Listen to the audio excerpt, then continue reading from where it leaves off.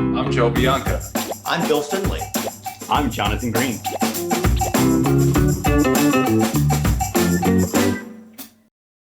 The TDN Writers Room is presented by the JP Morgan Private Bank, a proud sponsor of the Writers Room podcast. For over 200 years, we've helped successful individuals and families achieve their unique ambitions. To learn more about us and explore becoming a client, visit privatebank.jpmorgan.com.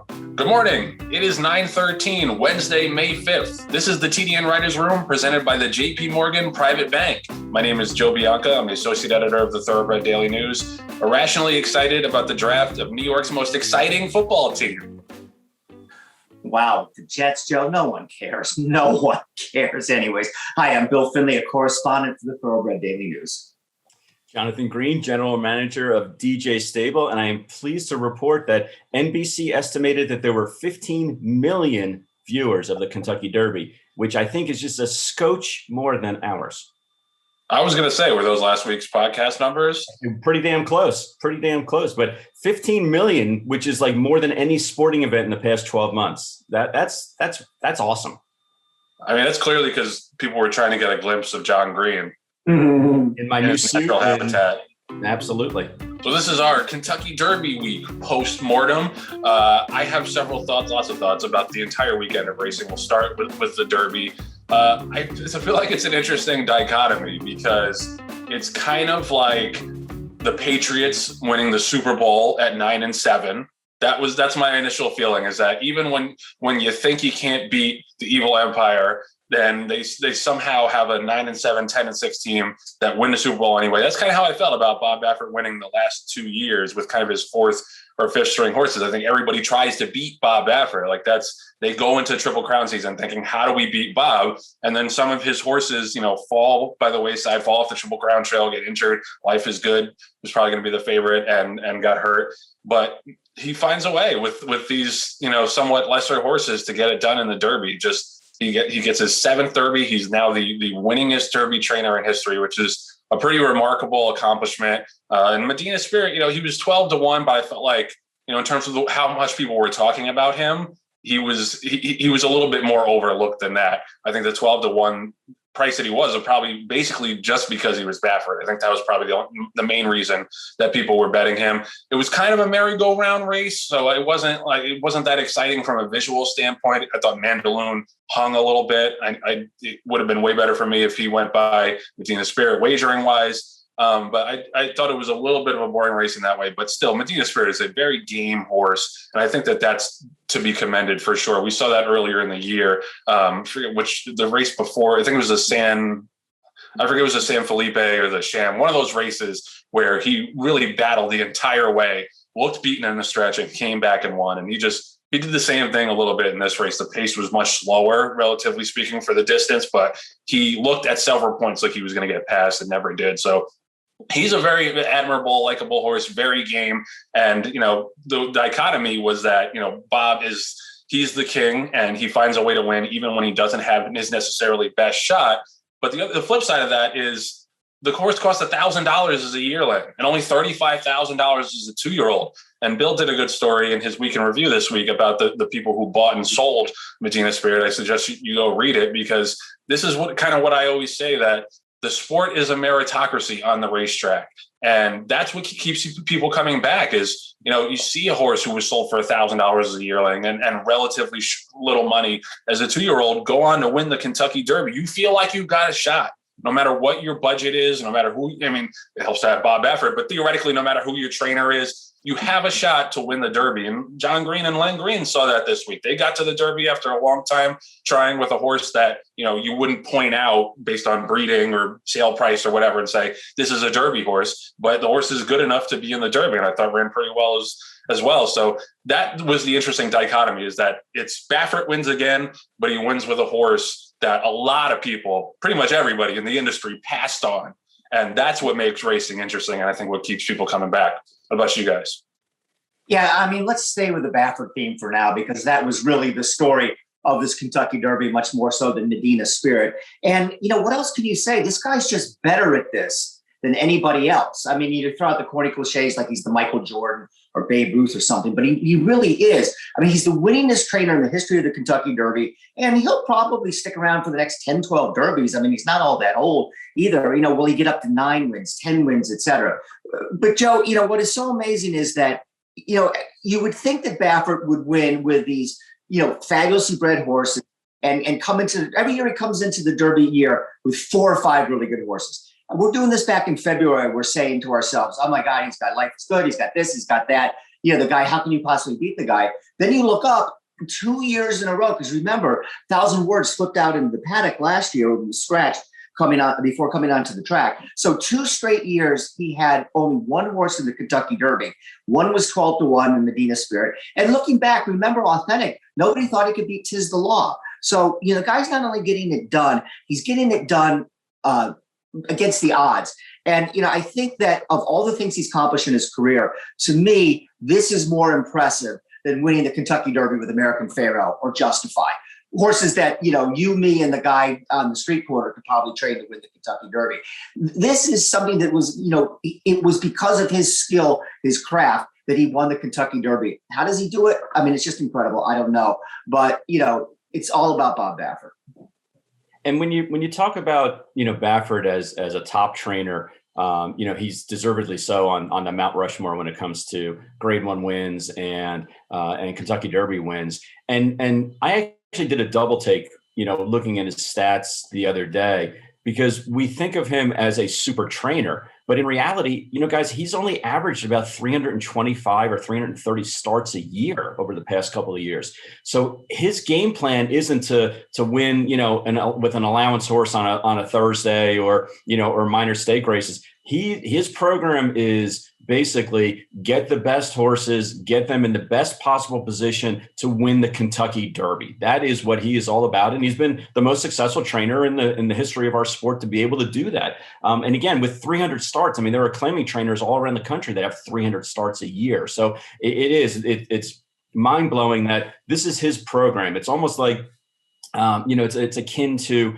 a basketball coach who really doesn't care what happens during the course of the NCAA, regular season. He just wants his team primed for the NCAA tournament. And I can't think, maybe you guys can help me. I can't think of a college coach that necessarily is that focused on it like that, and has that kind of success. But Baffert's been amazing. And this year he's got a 30% win percentage and almost a 65% in the money percentage. So the horses that he runs, he places them well, and they're in positions to win. So he gets tremendous kudos because, like you guys have said, he won this race with a horse that really was an afterthought. I mean, that you could have purchased at not one but 2 different sales for much, much less than what the averages were for those respective sales.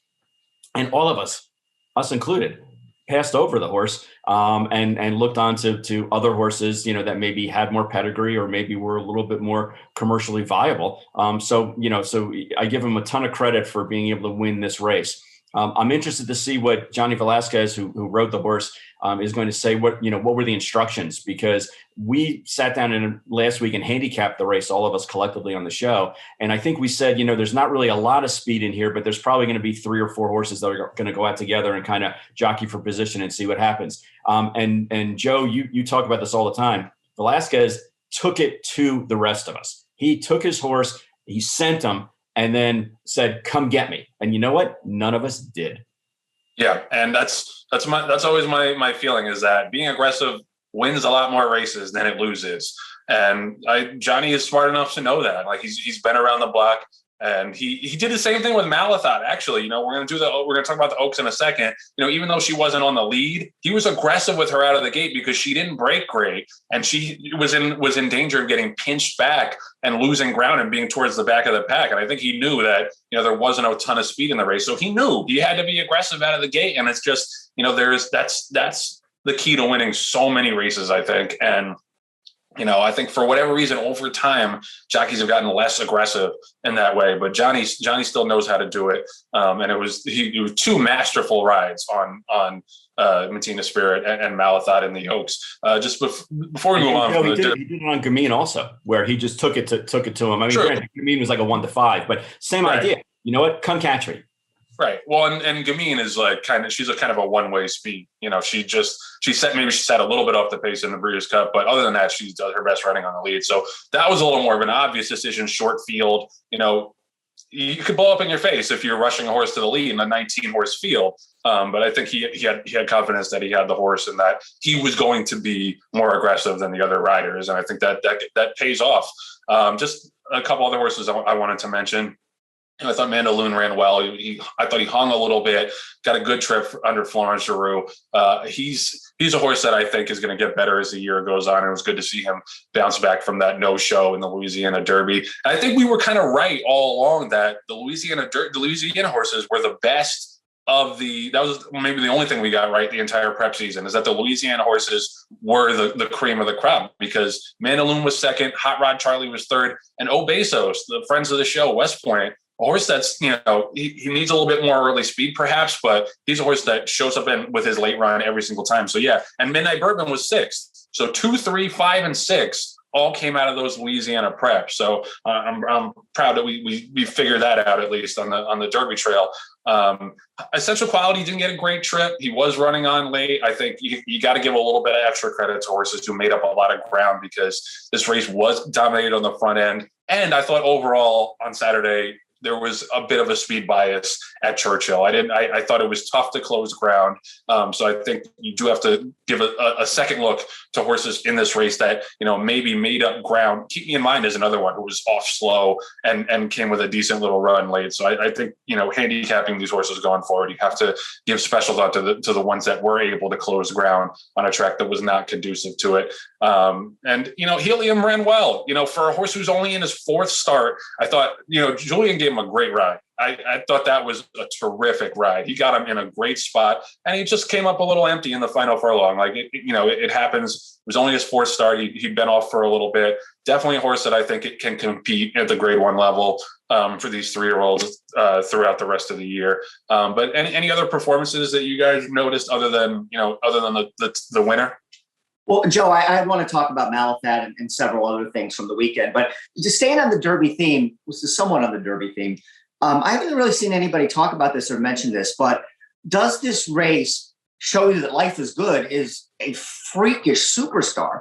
Life is Good absolutely dusted the horse that won the Kentucky Derby in the San Felipe, and he obviously went to the sidelines. It's really not always that easy. A plus B does not necessarily equal C in horse racing, but it's kind of a shame that we didn't get to see him run in the Kentucky Derby. But when he comes back in the fall or the summer or something like the Travers, again, he's got to do more. He hasn't even won a grade 1 race yet, but you can look at this horse now based on the Kentucky Derby and say that, wow, this might be one of the best 3-year-olds we've seen since blank. Would be the ones, the Baffert horses, since American Pharoah and Justify. So I'm a little bit, I'm eager to see him come back. And the other thing too, I look forward to asking John Velazquez about this, but you're spot on what you said about how he took control of the race. And, those of us who play New York, especially in the turf races, see all these races going 26 and 52, stuff like that, and just it's the most underutilized weapon in racing. And obviously Velazquez, and to some extent, I'm sure Baffert figured this out. Yeah, and the only things that I'll add is just a little bit of taste of actually, being in the paddock and seeing some of these horses. And there were a couple of them that I thought, I was going to throw out. And I think I even talked about it on the show about how in the past Midnight Bourbon got really hot in the paddock and stuff. And he was actually a perfect gentleman. He was actually really good in the paddock. And I think that, because he didn't have to expend a lot of energy and was more focused, that added to, his ability to at least come from behind and run well. When we were staying in the paddock watching everyone get saddled, Rock Your World was acting up a lot. And that was a horse, that a lot of people really thought, hey, the first time he ran on the dirt, he ran 100 Bayer and, was really coming to his own and everything. And his mind was shot in the paddock. He couldn't handle, the 40,000 people that were there. And he kind of ran like it as well. I know, he had a little bit of an excuse, but his mind was not on business at all. There were a couple of horses, highly motivated, got totally smacked out of the gate on both ends, both sides, and really never really had a chance to run. And Keep Me in Mind actually broke poorly also and made a huge run. And I'm not really a Keep Me in Mind fan per se, but I was impressed with the way that all the ground that he made up. And even though he didn't hit the board, he still was a horse that was coming on at the end. From a distance traveled standpoint, you have Essential Quality ran almost 70 feet further than Medina Spirit. So you wonder if maybe if he had gotten in gear a little bit earlier, if Luis Saez, who has had a great year of riding, if maybe he had just gotten into the game a little bit sooner, that it may have been a different scenario. We talked about it last week that maybe the race at Keeneland, the prep took a little bit of starch out of Essential Quality. But I'll tell you one thing. Looking at Essential Quality in the paddock and on the walkover and everything like that, he is a royal horse. I mean, he is the kind of horse that him and Maxfield, actually, which I know we'll talk about later on. But those two horses, when they walk into the paddock, every eye is on those two horses. Essential Quality is just a beast. He's a beautiful looking horse. And once he does retire, and I'm not wishing this on him, but when he does retire, I know we're going to breed a mare to him at least, because he is just breathtaking at how well he ran. And if you say fourth in the Derby is his only quote unquote blemish on his racing career so far, that's not a bad gig at all. But overall, I was really pleased to see that this race, there were no issues as far as horses not finishing the race. I think Soup and Sandwich was the only one that flipped his palate because he was getting a little worked up also pre-race. But otherwise, it was a relatively clean weekend for racing. And I think that's important as an industry. And I'll tell you one thing, I'm surprised any of these horses in the Derby got any sleep at all, because even though they had security, there were vets that were coming literally every 2 to 3 hours to check on them, to make sure that they were in good, they were sound. They would jog them up and down every other time. And I think the results are showing in the afternoons, all the hard work that these 4 or 5 vets were putting in for the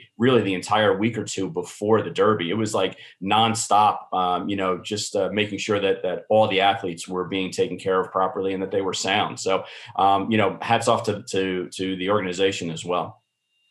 Yeah. And, that's the most important thing, honestly, that all the horses came back safely, especially when it's on national television. I think that, that would overshadow everything these days if there was an incident. So, shout out to Churchill for the intense scrutiny. And it was just so great to see the fans there. And, you could quibble over whether there were too many fans there. It might have been a little bit irresponsible to have 50,000 people, but nevertheless, like, they were outdoors. I think the pandemic is waning, at least for the most part. So it was great to see on television. It was, like you said, it added that factor that you were used to seeing in the Derby, where horses have to keep it together on that long walkover and in the paddock. And it did affect the race. You were talking about Rocky World. It really affected the race that he didn't go to the front. He wasn't off all that great, but he might have been a little worked up and a little fried from the experience. And I think that that's always an interesting variable to the Derby. So it was great to see the fans back in the stands. It was great to see people singing along to My Old Kentucky Home. And NBC did a great job. They always do a really good job, but I thought this year they kind of stepped it up even more. I thought Steve Kornacki was a really great addition. I thought he and Eddie Olczyk did some really interesting handicapping segments. They covered it really well. You got perfect weather both days, so it looked great on television, and it was really cool to have that. This was the biggest fan event in America since the pandemic started, and it was another great showcase for racing. And John mentioned in the Open the ratings that it got, and that can never be a bad thing. That it was the most watched event since one of the NFL playoff games on NBC. So that's a big deal for us as well. Obviously, you want to convert those people into bettors, but you got to have eyes on the sport first and foremost. Just wanted to move on to some of the rest of the racing for the weekend. Malathaat and the Oaks, only got a 95 buyer. I think that was one of the things that bore out, that we talked about how the 3-year-old fillies, the crop wasn't that great. I think the boys prove that they're okay. It's not a terrible crop, but not any superstars right now. I do want to talk in a little bit about who we could see going forward to challenge these Triple Crown horses. But just to run down some of the other action, I thought that, again, like a masterful ride by John Velazquez on Malathaat, not just to get her in good position after she broke a little sluggishly, but also to be able to lean in on search results in the stretch without interfering. Now I want to ask him about that and how much control he really has over that, whether it's luck that the horse didn't lug in more. But I thought that was a really, really like a masterclass in race riding, to where you're able to intimidate the other horse but not interfere with them.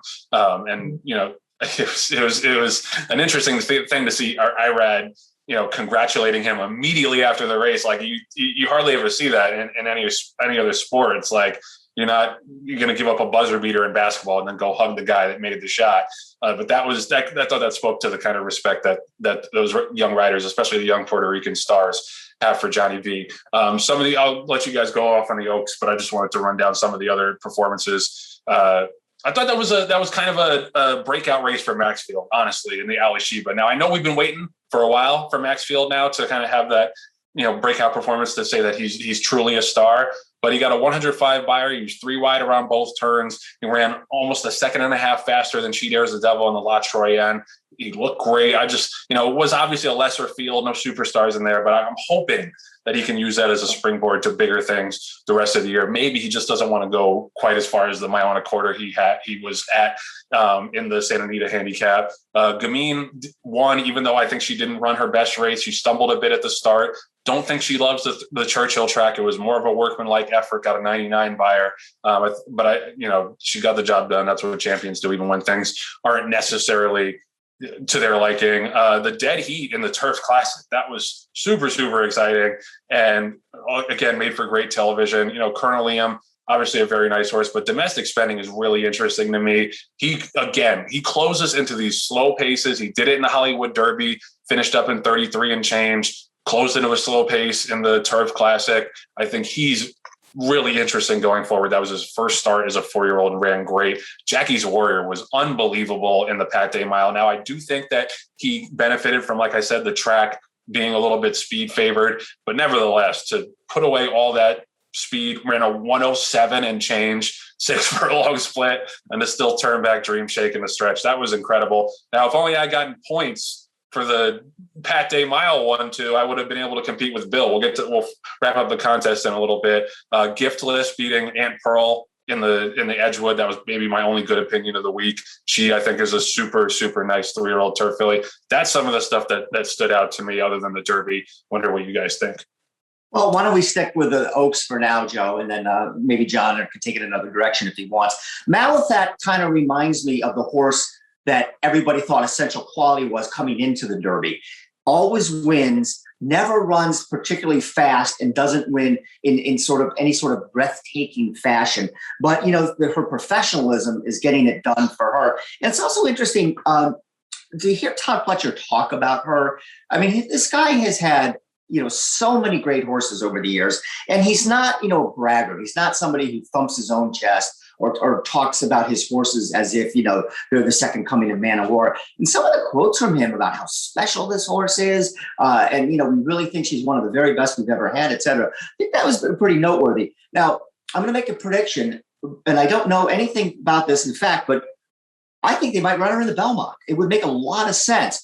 It's the same thing they did, obviously different owners, but the same thing they did with Rags to Riches. Nobody's going to look at the horses that came out of the Derby, including Medina Spirit, and say that we're going to be scared off by the horses that are coming into the Preakness or Belmont or whatever. And I think that, again, I don't know what Shadwell has to say about that, but I think if you talk to Pletcher, he'd say the Rags to Riches thing was one of the thrills of his career, and it separates a horse from being just a very good horse to maybe being an immortal horse. And so maybe a week from now we'll see that that's complete nonsense. She's going to come back and fill in the blanks, whatever, the Alabama or Coaching Club or something like that. But I got to think that there is some possibility. It just will make a lot of sense to run her in Belmont. Yeah, I think Pletcher's not as prone to hyperbole, Bill, as you are. He didn't come out and say this race was like affirmed in Alydar and easy. And but yeah, it definitely would be interesting to see her run in the Belmont. And I think we're gonna talk about this in a little bit, so I don't want to get too far into the weeds. But it was interesting to me how many horses started in the Derby and how many said, we're not going to the Preakness. And then there's a whole new, almost a new set of shooters for the Preakness. And then some of these horses for the Derby, like, Hot Rod Charlie and maybe, this filly who ran one in the Oaks, maybe they're going to go into the Belmont. So it's almost like, every dance, there's a bunch of new, different partners coming in. There's no chance, I think, of anyone hitting, the Triple Crown on the colt side, at least. Because there are just so many new shooters, for the Preakness and the Belmont. As far as races that impressed me over the weekend, obviously Jackie's Warrior just, is just phenomenal. And again, another, what I would say, modestly bred horse that is just outrunning his pedigree, and just needs to kind of stay in that lane of maybe up to a mile. But man, that was an impressive race in the Pate Mile for sure. She Dares the Devil, I think, put in a really nice win in La Traienne. It's still a grade one. And she won that one impressively. Gamine, I'm a huge Gamine fan. Nothing surprising here. She ran. Joe, I agree with your sentiment that it didn't look like she was traveling on the Churchill Downs course as well as she did like at Keeneland, for example. But just, a generational talent with her. And the only thing that I'll take, umbrage with you, Joe, is Maxfield. That was his first coming out party. I mean, he won the Breeders' Cup Futurity in the Matt win, for God's sake. And that's a high bar if you're saying this is the time when he came out and really showed his stuff. I mean, he was impressive. He ran a 105 Beyer and 1/5 of a second off the track record. But man, he was like, undefeated up until last race. I've always liked Maxwell. I think I picked him last year in the handicapping tournament, which ultimately doomed him. But I think that he's been a great horse, for probably after his second race. I thought he was a really outstanding kind of horse. So, but now he's really is fulfilling his destiny. Albeit it was a grade 2, but it looks like that he's going to be, one of the really, really great older horses coming into some of the bigger races in the summertime and in the fall. I'm very excited for the future of racing. I think that, we lost a lot of stars either through retirement or, for the breeding shed or because of other reasons. But it looks like there's a whole new set of shooters that are coming in. And, are the 3-year-old boys, top of the class yet? No, not yet, but it is still only May. And there's going to be a lot of racing coming in. There's a huge amount of money for these 3-year-old colts all throughout the spring, summer, and fall. And I'm looking forward to seeing, them battle each other and having more conversations like this. And it may be right now where they look kind of, just okay. But I think in the end, we're going to be talking about whether it's Life is Good or something else coming from this group, or maybe even the horse that won Derby weekend. I can't remember who was the horse with the funny name that broke his maiden and ran such a huge race. Now they're talking about running him in the Matt win. Mass Parade. Thank you. Yeah, Mass Parade. He might be the next great challenger based on that win alone. And there's a lot of them, that are still going to be coming, out of the woodwork and doing, hopefully, running in those campaigns. But overall, it was just a phenomenal weekend of racing. I think we can all agree. And it was exciting to be there. And it was just wonderful to see, the fans, not only in person, but also online and watching on TV. It gave me a tremendous sense of pride to be in the business. And that, unfortunately, doesn't happen as often as you think. Yeah, agreed.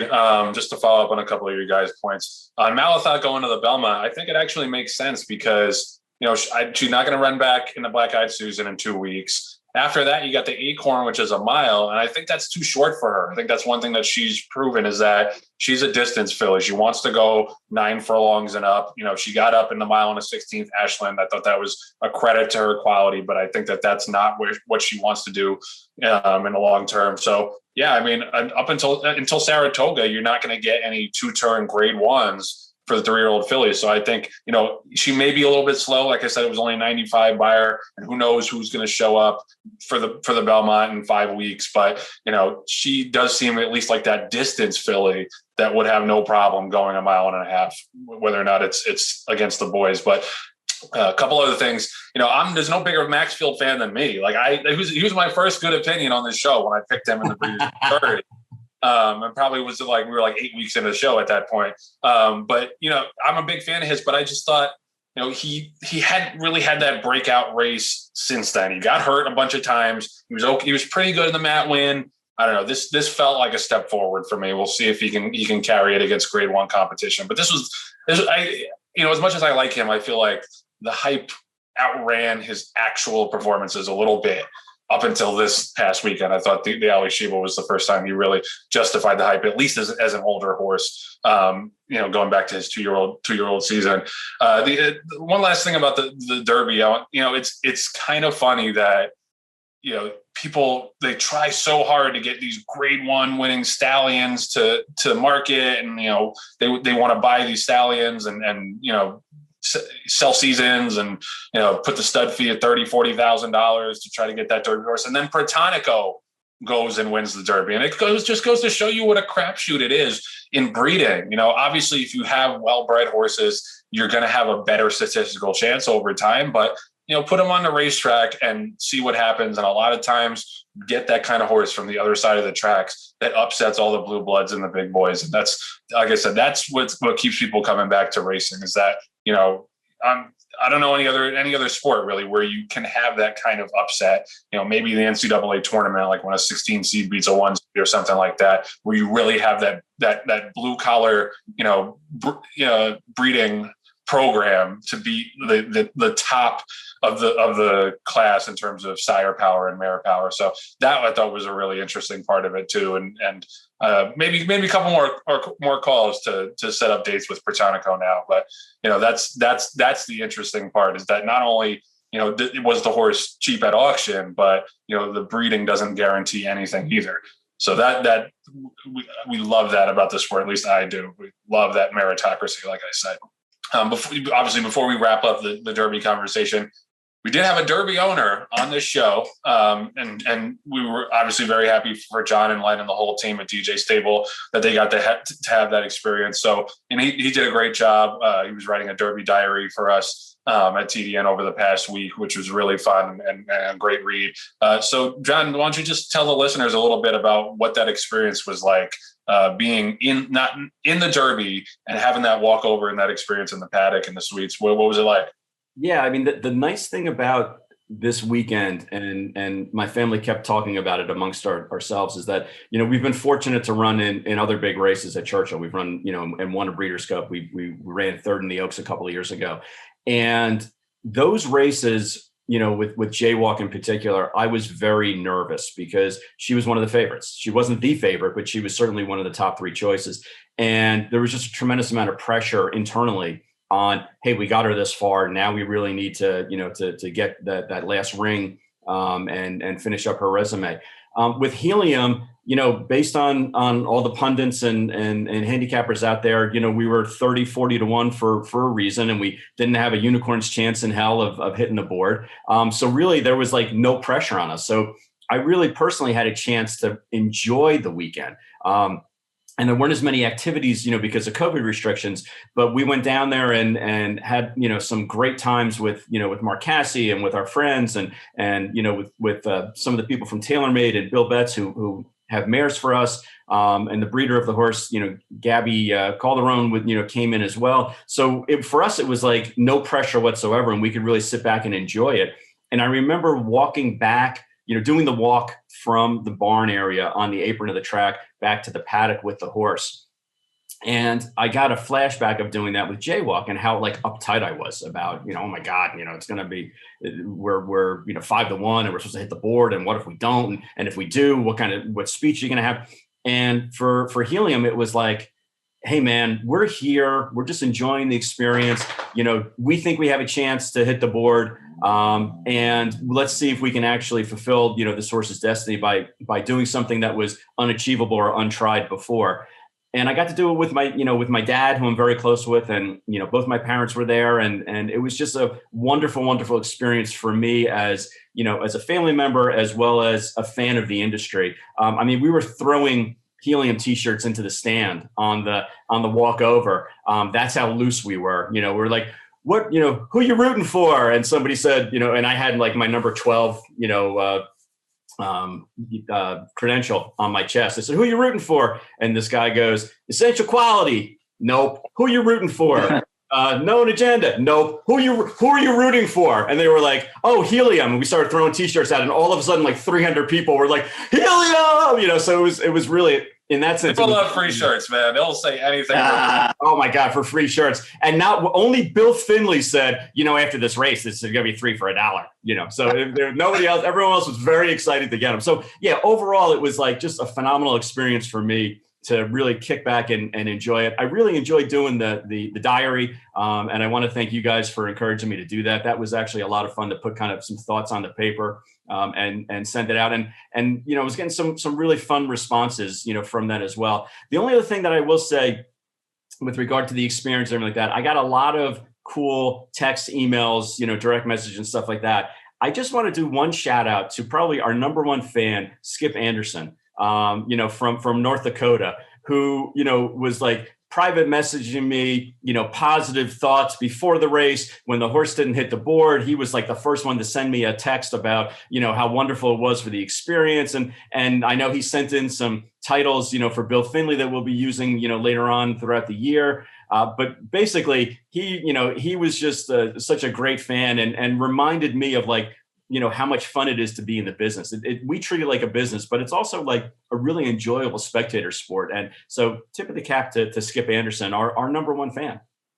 Hey, John, I want to ask you too, again, as the owner, we got a chance to talk to you not only as a panelist, but as, interviewing you. You guys did make one of the more controversial decisions of the 3-year-old season. You win the Tampa Bay Derby. And when you win the Tampa Bay Derby, conventional wisdom is you have one more prep before the Kentucky Derby, even in this day and age with every horse running 3 times a year and running 3 months off in between the races. And so you went against the grain. Now, this is not fair in hindsight because now people can say, well, I told you so, but that's not really appropriate. So if you look back at the decision, would you do it any differently going forward? Do you have any second thoughts about it? Yeah. And Bill, that's a really, really good point. And I'll be completely honest with you. When, the night after the Derby, Mark Cassie and I had a long conversation about, hey, how can we do this process better? How can we do it, with a different horse next year? And that's what it's all about, is learning from experiences. And the one thing that we were trying to accomplish is running this horse, without running. No horse in Derby history had ever won it without running more than 1.16 miles. And they hadn't won it, with 7 weeks in between races and with only one start as a 3-year-old. The trainer, the owner, the jockey, none of us have ever won the Derby. So we had a lot of things against us. And we could have gone, with the conventional wisdom of let's try to pigeonhole him into running in the Arkansas Derby or the Bluegrass or the Wood or another, race. Unfortunately, because of COVID and because of the horse's injury, we never really got his timing right. And when he won the Tampa Bay Derby, we weren't shocked, but we were surprised because he put in such a huge run.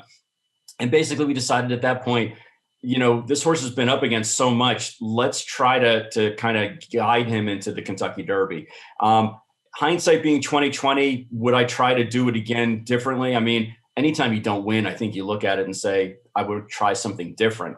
But we've never been afraid to try something unconventional. So I'm disappointed with the result. I'm not disappointed with the process that we took. And hopefully when we have a horse, when we look at our 2-year-olds for this year and we have a horse, hopefully on the campaign for next year, it won't be an issue of, well, we missed a race because of a snowstorm or because of COVID or an injury or something like that. Just to follow up, I want to shout out Skip as well. He's the man, him and his sheep. Thank you, Skip, for all the support always. And, John, regardless of what the result was, it's an accomplishment just to get to the Derby. And I said this on Twitter before the race, but it's a long time. It was a long time in the making for you and your dad, and all the work that you guys have put in. So regardless of whether the horse ran first or last, it's a huge accomplishment just to get there. I'm glad you guys got to experience that. So congratulations to you guys. Thank you. And it was great for ratings. So we'll try to do it again next year. Exactly. Yeah. We need more John Green on the TV screen. That's the one thing we learned. The show. Absolutely. That was my heart and soul is in writer's room. You know that. Thanks. I do appreciate that, Jeff. Thank you. Yeah, sure. So not only was the Derby a great experience for John Green and great ratings, and was Bob Baffert's record-breaking seventh Derby, the biggest story of all the Derby stories was Bill Finley going from last to first to win our 3-year-old Derby contest. So shout out to Bill. Bill and Al did a very good job. They ran 1, 2, 3, 4 in that race. But Bill, much like Bob Baffert with his C or D string, got Medina Spirit home and wins the contest. So we did this last year for Al. If we can Photoshop a crown coming down onto Bill's head. So congratulations. And that was fun. I felt like, even though I wasn't involved till the end, I thought there was a good battle between the 4 of you guys. So congrats, Bill. Thank you, Joe. Thank you. It was a good time. Any words on accepting this humble honor of yours? I'd like to thank the Academy, and John Green, and Joe Bianca, my parents, for raising me right and teaching me the right thing to do. My Uncle Floyd, who first took me to the racetrack when I was 4 years old, blah, blah, blah, blah, blah, blah, blah. I don't have Floyd, by the way. I just made that up. This is as good as it gets, though. So we should thank everybody. It's all downhill from here. Yeah, right, really. The TDN Writers Room is co-sponsored by Keeneland. The flexibility to buy and sell year-round, the convenience of an intuitive digital platform, the opportunity to reach a global audience and never leave the farm. No matter your strategy, Keeneland's digital sales ring provides an advantage that's yours for the taking. Backed by the most trusted name in thoroughbred sales, find your digital advantage at the Keeneland May Digital Sale. Entries close May 18th. Visit KeenelandDigital.com for details. We'll be right back after this message from Keeneland. They say, the harder the work, the greater the reward. And this is hard work. It's the hours put in before dawn and after dark. It's the sacrifice, the sweat, the failure, and the faith. This is our industry. This is our life's work. The Green Group Guest of the Week is sponsored by the Green Group, an accounting, tax, consulting, and advisory firm specializing in the thoroughbred industry. With over 500 clients in the horse business, they have proven strategies to save you taxes. Learn more about how they can help you at www.greenco.com. So we are very honored and thrilled this week to bring on the Green Group Guest of the Week, John Velazquez, who won the Oaks and Derby this weekend. Johnny, thank you so much for joining us. Thank you guys for having me. Great to talk to you. Hey, Bill. Hey, John, I'll start things off. Two years in a row, not only did you win the Derby, you won it with a similar ride, going to the front with Authentic, going to the front with Medina Spirit, and doing so with horses that, yes, they had tactical speed, but weren't obvious front runners or horses that always went to the front. So can you just talk about the importance of speed in the Derby and the decision, I don't know if Bob was in on it or if you did it all on your own, the decision to be that aggressive with these horses, which obviously paid off. Yeah, it was a little bit different, the Authentic. Since we had a post position from all the way from outside, and normally, when you are the last in the gate, for whatever reason, you first jump out of there is not very good. And there was a lot of speed with Authentic, and we talked about it with Bob and Jeff Ruiz, and I said, listen, if this happens out of the gate, it normally happens when we come out of there a little bit slow. Let me just say that he wanted Authentic on the lead. That's but if he breaks slow, I'm going to give him a chance for him to get his leg underneath of him, and gradually I get to the lead by the time we get to the turn. And that's the way it worked out. The horse broke a little slow. We had a great post position that I know I had time to get to the lead as slow as possible without using him too hard. And we got to the lead eventually. It was perfect. And this time, within the Spirit, he's actually pretty quick from the gate. I mean, I rode him in Kentucky and California, and I knew he was going to be very quick from there. And plus, we had a better position than Authentic. We post position 8. He's quick, so we talked about it the same thing. It's like, listen, we studied the race really well, just like every other race. But I got a test by Bob like 5 days before the race, and he said, "Man, the horse is doing well. He worked really good." I said, "I think you should come out of there running and all of nothing." And I was like, "Wait a minute, Bob, wait," and I have not studied the race yet, and I had it back in my head, that horse in California that was on the lead when we were second, Rocky World. Said, "Man, now let me study the race and let's talk about Jeff Ruiz tonight." So we talked about it. I take the whole race. I went through every horse in all the races, and I was like, man, you're right. I mean, it's the only one speed is Rocky World, and I said, like, he's so far out. I think I'm going to come out running, and hopefully, we get to the lead. And if he wants to, if he wants to go to the lead, he's going to have to run much faster than me. So that way, I can use his horse going to that first turn. And obviously, you know what happens. He didn't break well. We got to the lead, and the rest is history. No, and history is right. Again, congratulations on winning such an impressive race. And John, I have a quick question for you regarding, why you would select Medina Spirit, a horse that you had ridden before but hadn't won on before. But you rode 5 different horses in that race: Known Agenda, Sainthood, Medina Spirit, Soup and Sandwich, and Bourbonic. And obviously, you picked the right horse. Walk us through, that process of why you stuck with Medina Spirit. Well, one horse that I was taken off, by the way, No Agenda, I was taken off that horse. The rest of them, yes, I did ride all the horses and everything, but I did like Medina Spirit. He's so hard, and he was second twice in California, and I told Batman, these 2 races, we got to throw these 2 races out, because obviously the first time I rode him, all the Baba Fesor's, all the horse freaked and went on to the lead. Stopped. Same thing with Rocky World.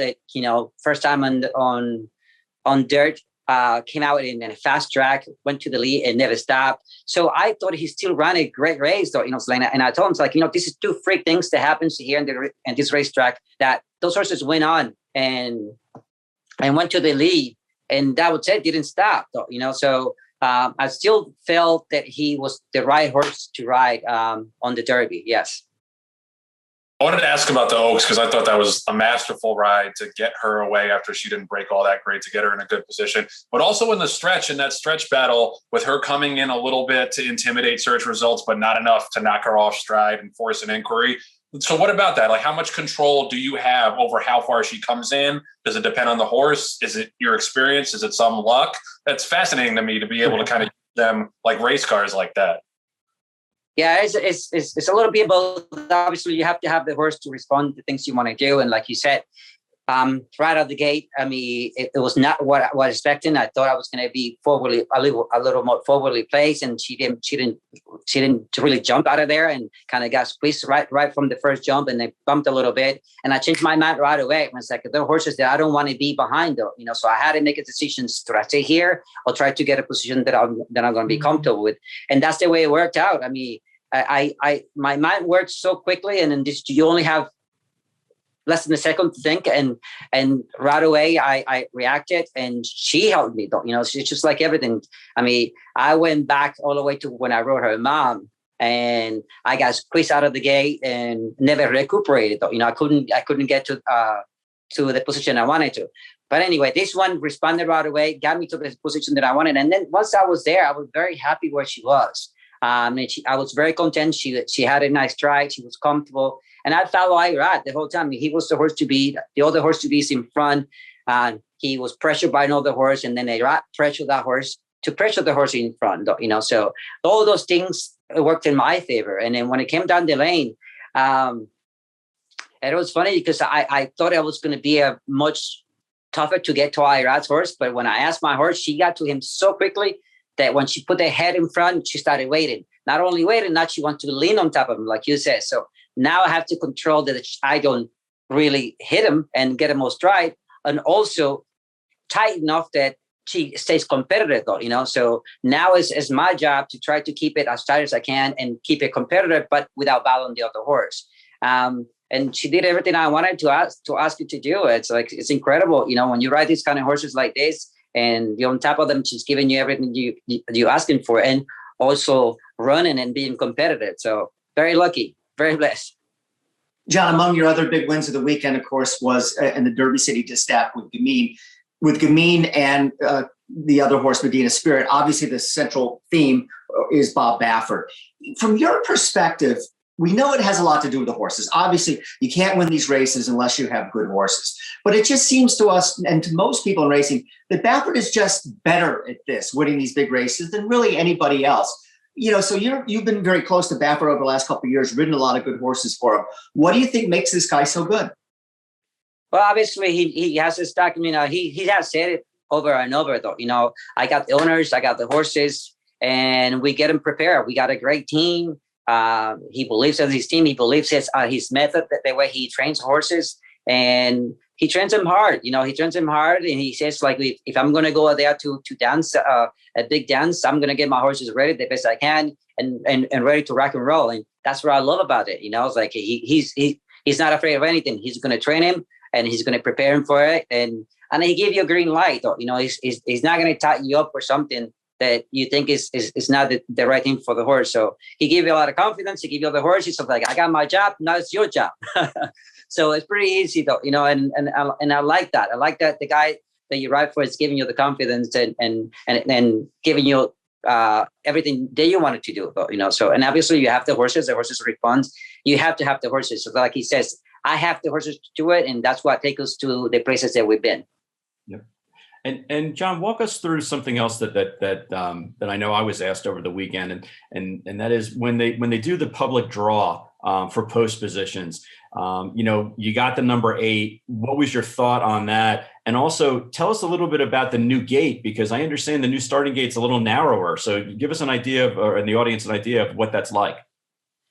Post positions actually, when I looked at it, and I have not done my homework, and I said, man, look like all the speed is outside of me though, and I knew, this is Derby. We ride the Derby like no other race before. Everybody's going to come out there running and try to get a position that you think is possible.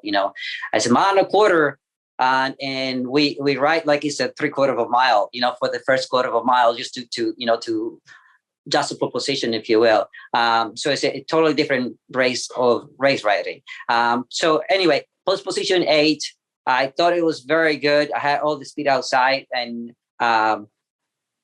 thinking, doing the homework and everything. It's like, I don't know. I thought it was always be 1, 2, 3 in the first, going to that first turn anyway. So I thought it was a good position for us, because I know he's pretty quick from the gate, and he's very agile. Like he's quick though, so it was good for me. The gate, I kind of like it. I'm used to the gate because I go to Europe and they have those kind of gates, and it's there narrow, and it gives not much room for the horse to move so much in there. And I think it's a little better in that sense. When you have the horse moving a lot and have too much room, then they move more. But if they're narrow, it seems to get a little bit tighter on the gate, and they kind of respect it a little bit better. And obviously, we don't have the space between the two gates anymore. So I think it works a lot better. One more thing about the Oaks. To me, one of the striking images of the race was right after the finish, when Irad aboard search results immediately, wholeheartedly congratulated you, patted you on the back for the win. I thought that spoke volumes about the respect and love that those young riders, especially the young Puerto Rican stars, have for you. Can you talk about your relationship with those guys and maybe what your mentorship has meant to them? Yeah, these kids are like my sons, man. I could be their father. You know what I mean? Right. And they're doing great. They're doing really, really good. And I'm very proud of them.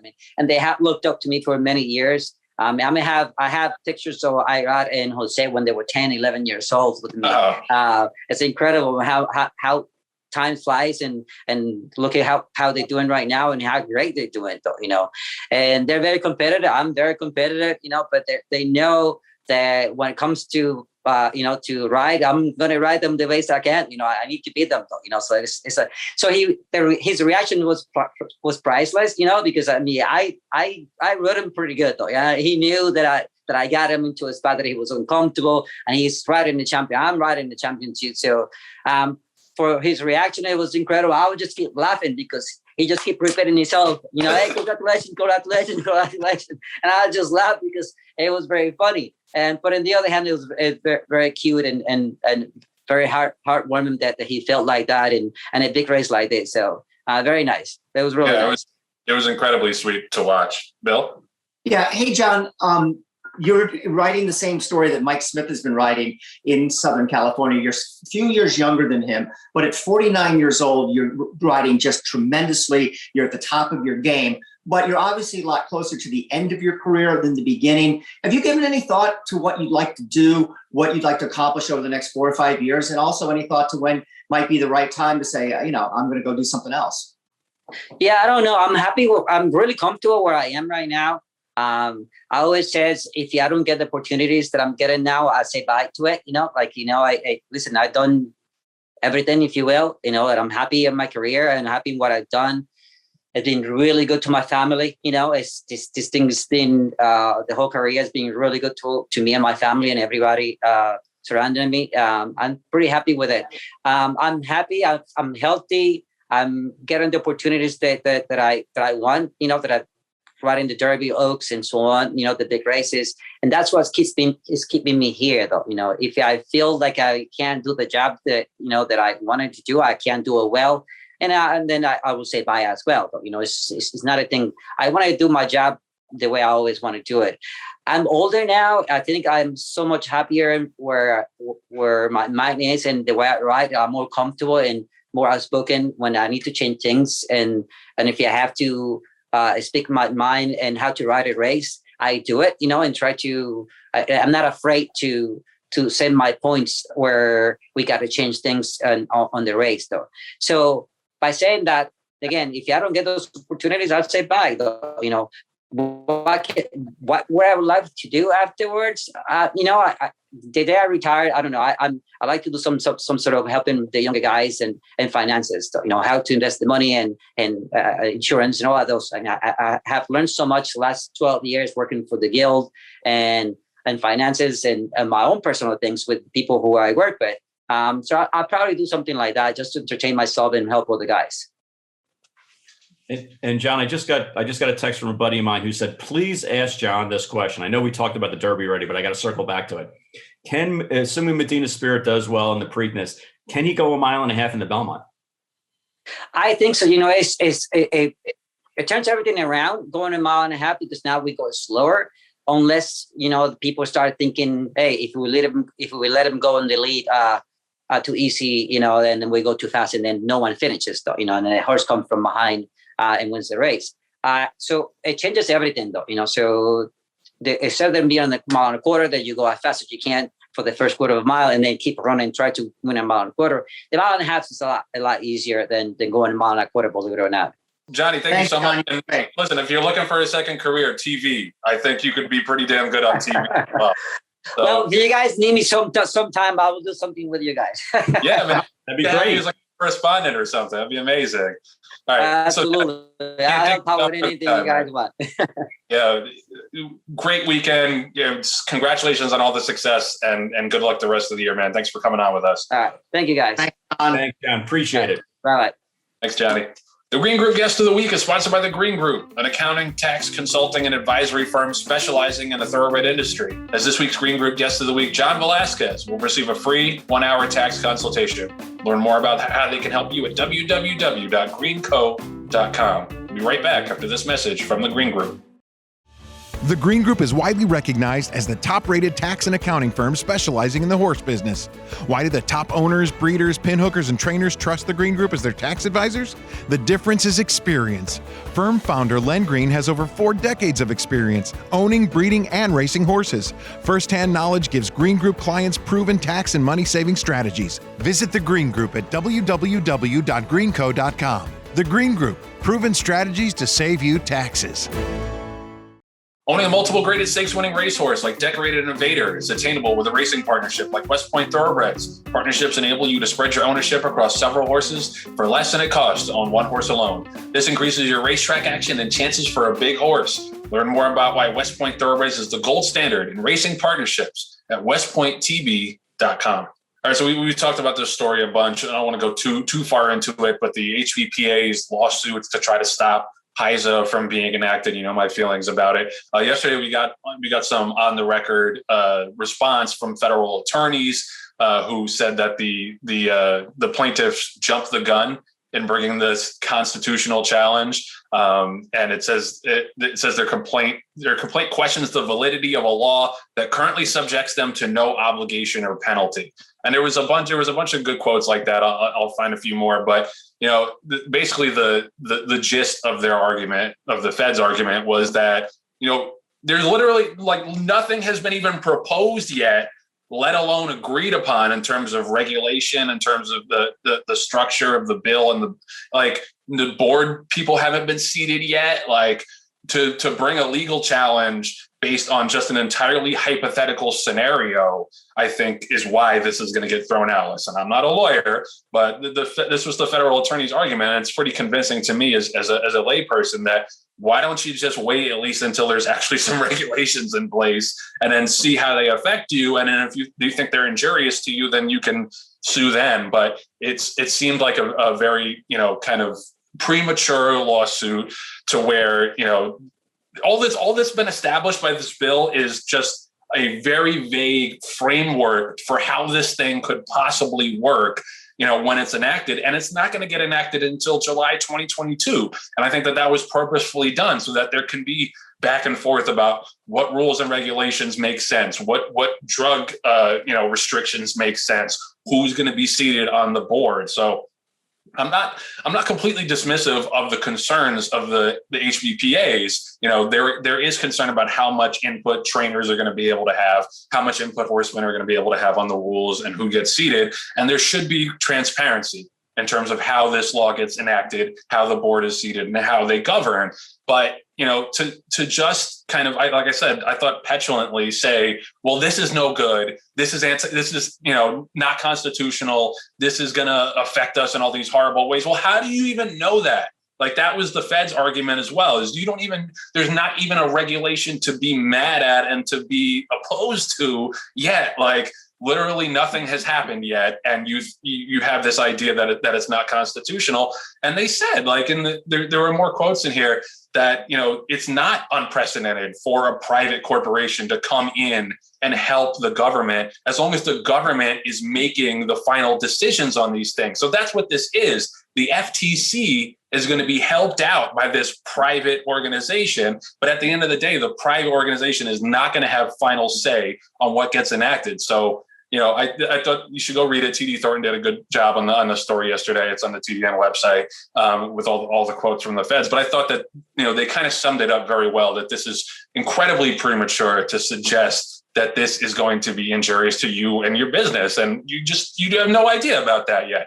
At the end of the day, I think what those initial lawsuits aim to do is to get a seat at the table for when these things are discussed and when these things are decided. And whether or not that's going to work, it might backfire, and it might get people in charge to be even more like, listen, you guys, this is not the way to go about your business. But the last thing I'll say, and there was another quote in the article about that, which was basically what we've been saying about this the whole time, is that you have to be able to kind of defend the current system if you're going to make this kind of challenge. And there's not even an attempt to do that. And it's very obvious to everybody who doesn't have, a biased interest here that the current system has not worked out for decades. And go read the story. There's a lot of good quotes in it. I'll come up with a couple more, but those are my feelings. Those were my feelings. And it was interesting to see those kind of reflected in the record here. Any thoughts, guys? Yeah, Joe, one thought about this, and like you, I'm not a lawyer.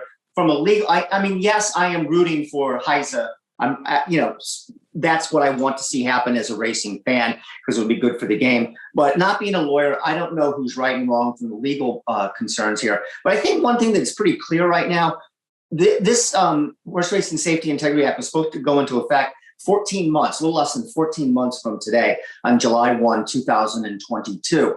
I think that right now is not any chance of happening. I mean, there's people out there with money that want to gum this up in the court system. And, I could see them really, fighting this out in courts with lawsuits and counter lawsuits and appeals, et cetera, for, I don't know, maybe 4 or 5 years. And that's unfortunate, because horse racing needs the Horse Racing Integrity Safety Act yesterday. not 5 years from now. And look, I mean, I don't agree with the HPPA and these other people, but they do have a legal right to challenge this. But I think the end result is that, this thing is going to be put on the back burner, and something we desperately need in the sport, as I said, right now, not 5 years from now. Yeah, if you want to fight for your seat at the table, I understand that. If you want to ask the question of, how are we going to pay for this as an industry, I totally respect that. But the fact of the matter is we need this. We've gone, at this, ad nauseum as far as why we need it. So I'm not even going to go into that. But to go ahead and throw legal challenges and to continue to kick this down the road isn't good for racing. It isn't good for the industry. And quite frankly, half the trainers that are involved in this, don't even know what Constitution is. They thought he was a stallion standing at WinStar. So it's just ridiculous. I'm not gonna top that. Send all your hate mail to John this week. I'm tired of getting it on this subject because at the end of the day, this is something 80 to 90% of the industry wants. So it's I think it's going to happen eventually, but maybe there'll be a delay here. We'll see.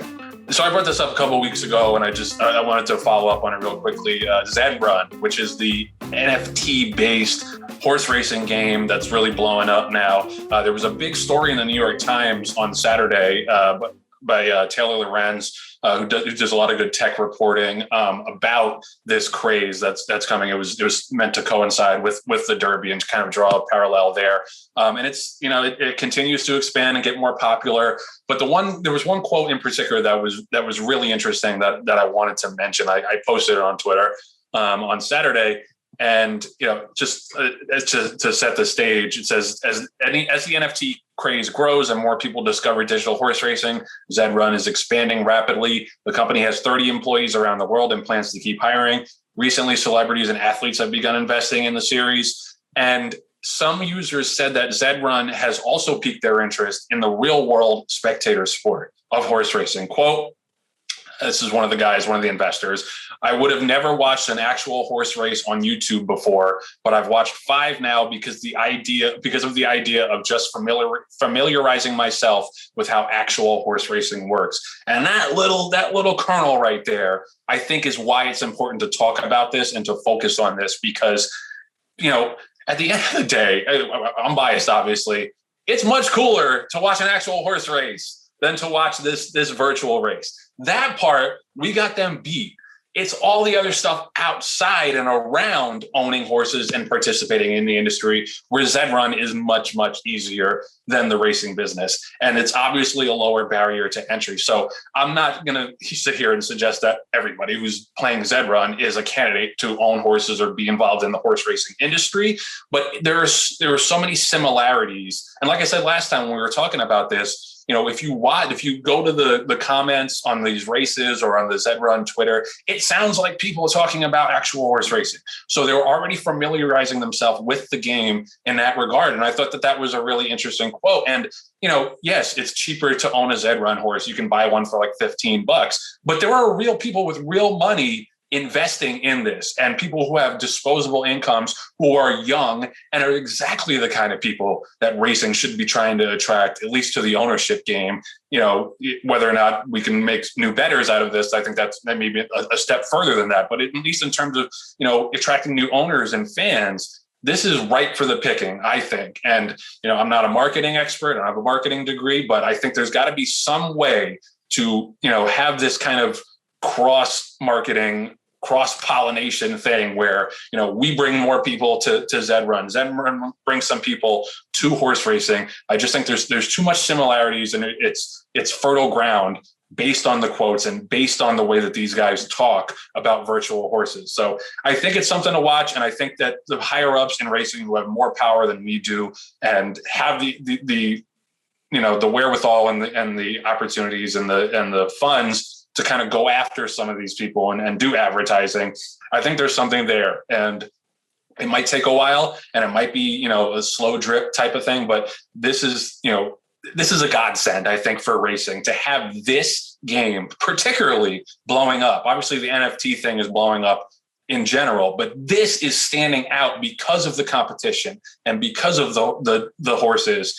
And that's something that I think may be a missing piece for a lot of people and that we haven't been able to bring into the sport. That might be the connection that we've been waiting for, because it's hard. It's hard to just randomly pull somebody off the street and say, hey, you want to get into horse racing? This is something where they already have that seed planted in their mind. And it just might take a little bit of, pulling them over or advertising or marketing. So I think that people should be paying attention to this for sure. Joining a West Point Thoroughbreds partnership involves you into the world of instant camaraderie among people surrounding high-class horses and stakes action for a fraction of the cost of trying to do it on your own. Learn more at westpointtb.com. We'll be right back after this message from West Point Thoroughbreds. All the thrills. Fraction of the bills. Experience the power of the partnership. Change your life, make new friends, and compete at the highest level of thoroughbred racing. West Point Thoroughbreds, the gold standard in racing partnerships. Visit westpointtb.com.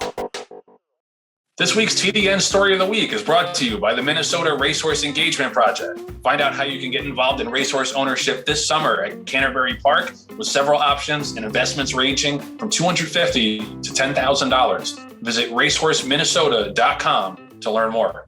So this week's Story of the Week is Bill's follow-up with Mattress Mac. He did a good story with him after his $2.4 million Derby bet. I thought there were some really interesting details in there that I'll let Bill expound upon. But I thought the most interesting one was that he did it on track. He had the foresight to do it on track so that the money would go into the purse account as opposed to doing it on an ADW or offshore. And that's one thing that I really do respect about Mattress Mac is that, yes, he's a publicity hound. He loves the attention on him. But he's also a good guy. He's also, I think, at his core, a very good guy. Look no further than the Houston. Every time that there's a natural disaster, or there's some kind of, during COVID, he set up like a pop-up, meal station. He's just cares about other, thinks about other people other than himself. And, I think this did bring a lot of positive attention to the sport and what was interesting.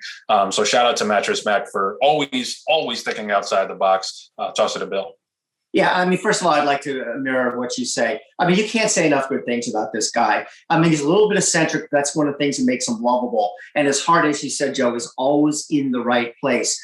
When he had made some of these other bets on the Super Bowl, World Series, things that I didn't have talked to him about because it doesn't involve horse racing, kind of just was reading from afar. I thought this is kind of reckless. I mean, even somebody who obviously has some wealth, want to bet $3.5 million on the Super Bowl bet that he won, by the way, betting on Tampa Bay. But once he got into the math, that was very interesting to me because he literally couldn't lose the way he had this thing worked out.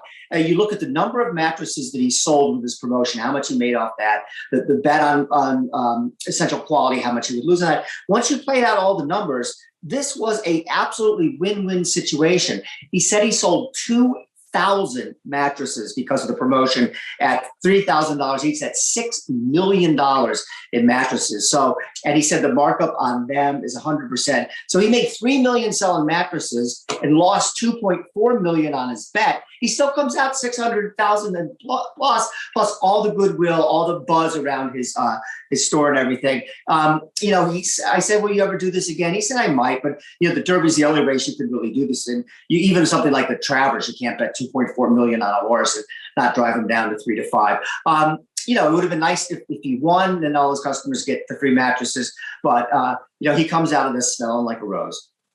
Absolutely. And, he's, like I said, he thinks outside the box. He had some interesting quotes in your story about how you got to kind of stand out in the world of Amazon when you're a relatively smaller retailer. So he gets it. He gets that marketing aspect, and he's good for the game. I think that we can all agree on that. He is, just universally good for horse racing to have a guy like that in the business who cares about the business, who cares about presenting it positively to people who may not, be familiar. Maybe there were a bunch of people who watched and bet on the Derby because they were interested in the promotion. So that's, shout out to Matt, because that is a very, very smart idea. And that he has, like you said, he has his heart is good. His heart is in the right place, and he has interests in mind other than his own. So shout out to Matt. Great job by Bill on the story. I thought that was super interesting and added a little juice to Derby Week as well. We'll be right back after this message from the Minnesota Racehorse Engagement Project.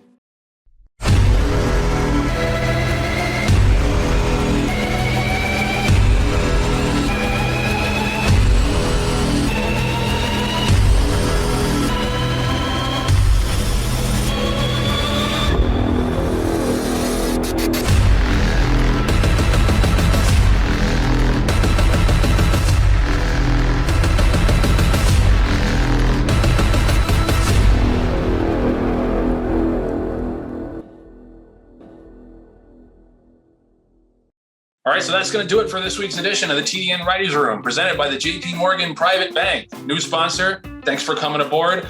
They're a proud sponsor of the TDN Writers Room podcast. For over 200 years, they've helped successful individuals and families achieve their unique ambitions. And to learn more about them and explore becoming a client, visit privatebank.jpmorgan.com. I want to thank Bill Finley, John Green, our Green Group guest of the week, John Velazquez, our producer, Patty Wolf, our associate producer, Katie Ritz, and our editors, Danny Seiper, Aaliyah LaRocca, and Anthony LaRocca. Thank you so much for watching. We'll see you next week.